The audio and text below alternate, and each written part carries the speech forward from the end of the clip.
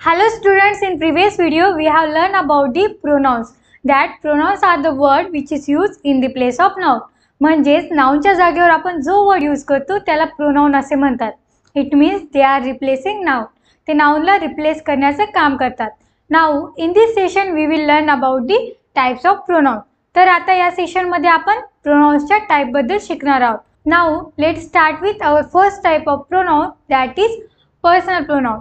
So personal pronoun are the pronoun which are used in the place of person, things and animal. म्हणजेच person, things आणि animal यांच्या जागेवर आपण जो pronounce use करतो त्यालाच पर्सनल प्रोनाउन असे म्हणतात. तर स्टुडंट, पर्सनल प्रोनाउन्सचे आपण काही एक्झाम्पल बघूया. जसे की Neeta is teaching to her student. आता या सेंटेन्समध्ये हर या वर्डने नीता या वर्डला रिप्लेस केला आहे. आपण असं नाही म्हणलंय की Neeta is teaching to Neeta students. ते व्यवस्थित वाटलं नसतं सेंटेन्स, तर तिथे आपण नीताला रिप्लेस करून हर यूज केला आहे. तसेच आपण इथे जर नीताच्या ऐवजी नितेश यूज केला असतं तर ते सेंटेन्स झालं असतं Nitesh is teaching to he student. तिथे आपण हर वापरला असतं का? तर नाही. हे आपण मागच्या सेशनमध्ये शिकलो आहे की जेव्हा व्यक्ती असतो म्हणजेच मुलगा असतो तेव्हा आपण तिथे हिज किंवा हिचं यूज करत असतो. म्हणूनच आपण इथे हिज यूज केला आहे आणि ते सेंटेन्स आहे आपलं Nitesh is teaching to he student. तसेच आता आपलं थर्ड सेंटेन्स आहे I have two pets and they always play together. तर इथे टू पेट्स या वर्डला दे या वर्डने रिप्लेस केला आहे. बिकॉज टू पेट्स म्हणल्यानंतर ते प्लुरल फॉर्म झाला, म्हणूनच आपण तिथे दे या वर्डचा यूज केला आहे. सो स्टुडंट्स, अशाच प्रकारे सेंटेन्सेसमध्ये पर्सनल प्रोनाउन्सचा यूज होत असतो.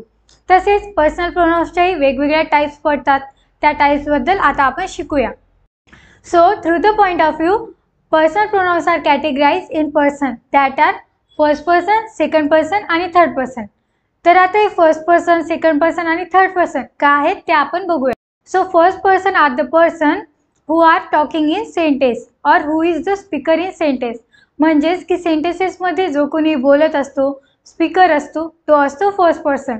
जसे की आता मी तुमच्यासोबत बोलत आहे, त्यामुळेच मी असणार फर्स्ट पर्सन. आणि मी कोणासोबत बोलत आहे? तर मी तुमच्यासोबत बोलत आहे, म्हणून तुम्ही असणार सेकंड पर्सन. आणि आता आपल्याला सोडून जगामध्ये जे कोणी आहे ते सर्व असणार थर्ड पर्सन. म्हणजे जो कोणी बोलणारा असतो तो असतो फर्स्ट पर्सन आणि तो ज्याच्याशी बोलत असतो तो असतो सेकंड पर्सन. आणि ज्याच्याविषयी बोलत असतो किंवा जे कोणी ऐकत असतात म्हणजे कोणी असो बाकीचे ते असतात थर्ड पर्सन. तर स्टुडंट्स, आता आपण त्यासाठी एक एक्झाम्पल बघूया. जसं की Aryan told Sakshi that Neha is very honest girl. आता या सेंटेन्समध्ये फर्स्ट पर्सन कोण असेल? बरोबर आहे, आर्यन असेल. बिकॉज आर्यन हा साक्षीसोबत बोलत आहे, तो साक्षीला सांगत आहे, त्यामुळेच आर्यन हा आपला फर्स्ट पर्सन आहे. तसेच आता सेकंड पर्सन कोण असेल मग? बरोबर आहे, साक्षी असणार. कारण आर्यन कोणाशी बोलत आहे? तर साक्षीशी बोलत आहे, म्हणूनच साक्षी असणार सेकंड पर्सन. तसेच आता थर्ड पर्सन कोण असणार? नेहा असणार. बिकॉज आर्यन साक्षीला नेहाबद्दल सांगत आहे, त्यामुळेच नेहा ही आपली थर्ड पर्सन असणार. तर स्टुडंट्स, अशा प्रकारे आपले फर्स्ट पर्सन, सेकंड पर्सन आणि थर्ड पर्सन आहे. तर जेव्हा आपल्याला सेंटेन्सेसमध्ये फर्स्ट पर्सनसाठी प्रोनाउन्स यूज करायचा असते तेव्हा आपण तिथे आय आणि वी यूज करत असतो. तसेच सेकंड पर्सनसाठी यू यूज करतात आणि थर्ड पर्सनसाठी ही, शी, इट, दे आणि देव हे यूज करत असतात. तर स्टुडंट, आता पर्सनल प्रोनाउन्सची नेक्स्ट टाईप आहे सब्जेक्टिव्ह पर्सनल प्रोनाउन आणि ऑब्जेक्टिव्ह पर्सनल प्रोनाउन. तर आता सब्जेक्टिव्ह पर्सनल प्रोनाउन कशाला म्हणतात आणि ऑब्जेक्टिव्ह पर्सनल प्रोनाउन कशाला म्हणतात ते आपण बघूया. त्यासाठी आपण इथे काही एक्झाम्पल घेऊया. जसे की नितेश ड्राइव्हज अ कार. आता या सेंटेन्समध्ये सब्जेक्ट कोण आहे? नितेश आहे. बिकॉज नितेश हा कार ड्राईव्ह करत आहे, म्हणून तो आपला सब्जेक्ट आहे. आणि आता मला नितेशला जर रिप्लेस करायचा असेल तर मी तिथे काय यूज करणार? ही यूज करणार. बिकॉज नितेश हा बॉय आहे, तर आपलं ते सेंटेन्स होईल ही ड्राइव्हज अ कार. म्हणजे आता आपण इथे सब्जेक्टला रिप्लेस केला आहे ही या वर्डने, म्हणूनच हा आपला सब्जेक्टिव्ह प्रोनाउन होणार. बिकॉज इथे आपण सब्जेक्टला रिप्लेस केला आहे. तर स्टुडंट, आता आपलं सेकंड सेंटेन्स आहे Rita is talking with Nita.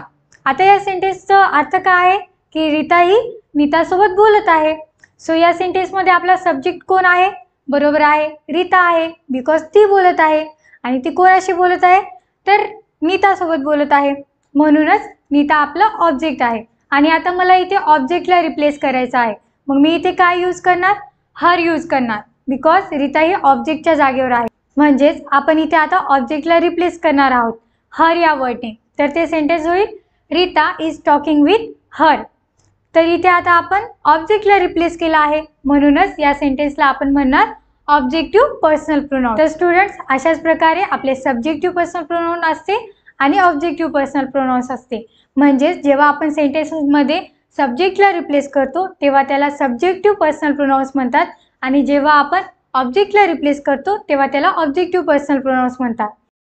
तर स्टुडंट, पर्सनल प्रोनाउन्सचे दोन फॉर्म पडतात, जे की आहेत singular form and Plurals form. तर आता आपण ते बघूया की सिंग्युलर फॉर्ममध्ये कोणते प्रोनाउन्स यूज होतात आणि प्लुरल्स फॉर्ममध्ये कोणते प्रोनाउन्स यूज होतात. तर त्यासाठी आपण बघितलंच आहे की पर्सनल प्रोनाउन्सच्या 3 कॅटेगरीज पडतात. म्हणजेच ते 3 पर्सन्समध्ये डिवाइड केले गेले आहेत, जे की आहेत फर्स्ट पर्सन, सेकंड पर्सन आणि थर्ड पर्सन.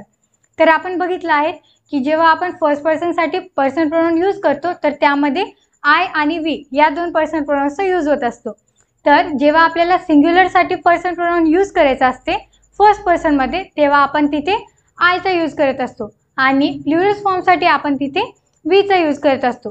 तसेच स्टुडंट, सेकंड पर्सनसाठी आपण दोन्ही ठिकाणी म्हणजे सिंग्युलरसाठी आणि प्लुरलसाठी दोन्हीसाठी यू या पर्सनल प्रोनाउन्सचा यूज करत असतो.